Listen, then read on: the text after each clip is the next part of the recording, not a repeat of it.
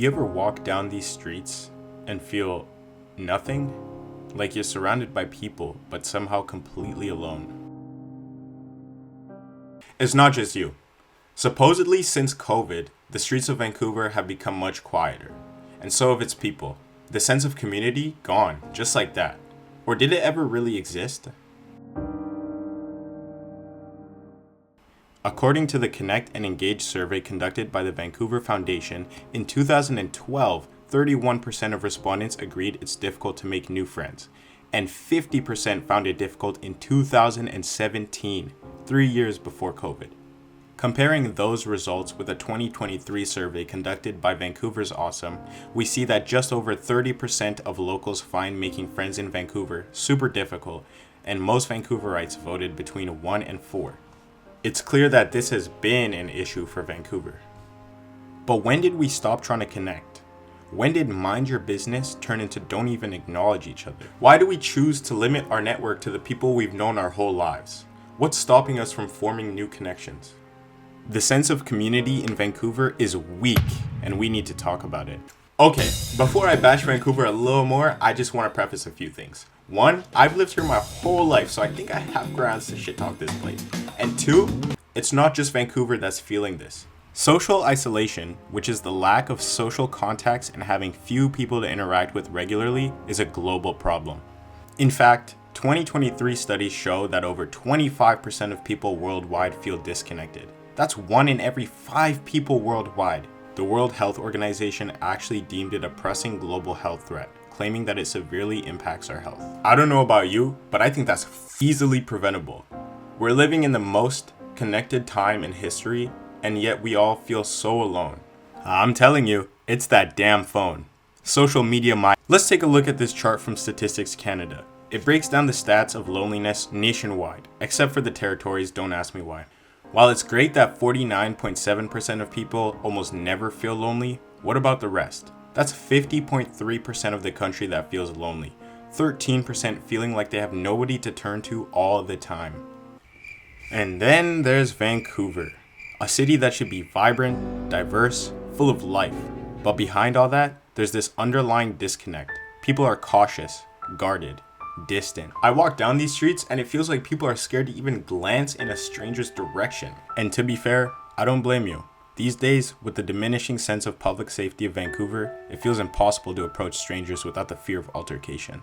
I personally became aware of the lack of Vancouver spirit in 2023, when a video circulated of a man bleeding to death outside of a Starbucks. Paul Schmidt had asked a stranger not to vape around his baby, and it unfortunately escalated to his death. Besides maybe his wife, not a single soul rushed to his aid. Instead, they all filmed his last moments and uploaded it everywhere. This really showed me that we live in a city of bystanders and cameramen who are afraid to help people in need, not a community that I want to be a part of.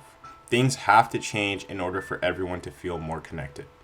I mean, look around. The city has so much potential to be a social hub of connection and engagement. So why else may so many of us feel so alone? COVID had its impact. Maybe it lingered a little longer than expected, but I don't think it's fair to pin our social disconnect on that. We've had 3 years to adjust since regulations. I just don't think we can use COVID as an excuse for our distance any longer. Reports on how lonely Vancouver is have been going on, so this isn't an issue that COVID birthed. It just strengthened it. Despite the diversity of this city, I think many Vancouverites have also embraced its individualistic culture, so much so that they've been led to believe that they don't need anyone. That is until they start to realize how lonely they are and that they actually need someone. Like I said before, it's that damn phone! Despite all this social media, our social interactions are getting worse. Because of technology, we're facing reduced face-to-face interaction, and, as much as some people may not like to admit this, self-esteem issues. Like, just take a look at what others have to say. It's safe to say that many of Vancouver's residents see it as lonely and disconnected. But the good news is, not all hope is lost. The community can heal, it can uplift, it can change everything. So what do we do about it? How do we rebuild trust, connection, and community? It's simple. Show up. Involve yourself in the city. Go to that local event and smile at a stranger. I know it sounds corny, but it's real. A UBC study showed that a daily random act of kindness can fight off feelings of loneliness and help us to form community. The study found that people who are experiencing chronic loneliness often shift into a mode where they're more self-focused and hypervigilant when they interact with others. But pro-social behavior breaks that and empowers them to contribute positively to the world around them. It really doesn't take as much as you think. Even just a simple compliment goes such a long way. Personally, I've made many friends by just approaching random strangers, and it feels great. Don't get me wrong, it can be nerve-wracking and uncomfortable and awkward and a little cringe, but what great story doesn't start with a little discomfort? Next time you go out and you find yourself admiring someone's outfit, let them know just how much you like their shoes. I get it, the first step might be a little scary, but you never know what's to come. New experiences, new friendships, a city that feels more like home.